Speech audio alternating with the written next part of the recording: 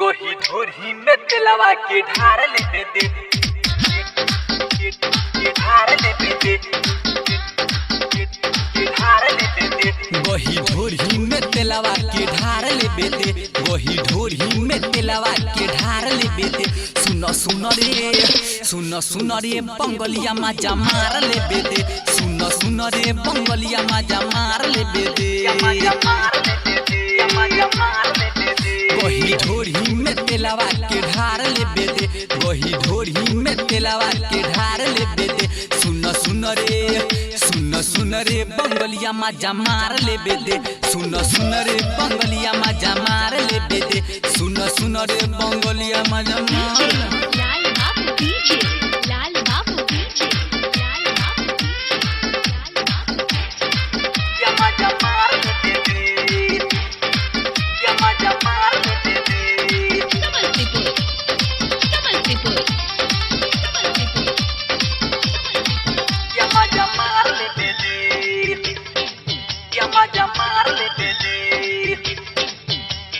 देखी के ताहर गदरल जबानी छूटता हो मोर मुहवा से पानी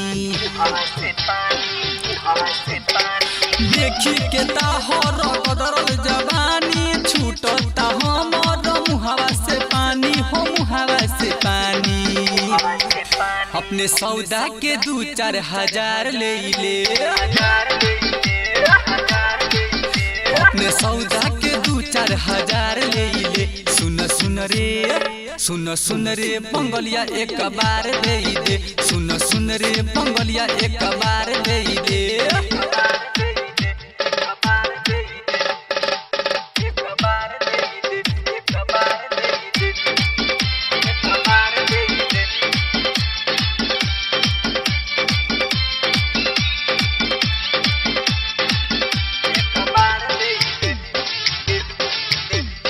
तोहर जबानी के नइखे जवाब हो जूसल चाहे मंटूस ओठ लाल हो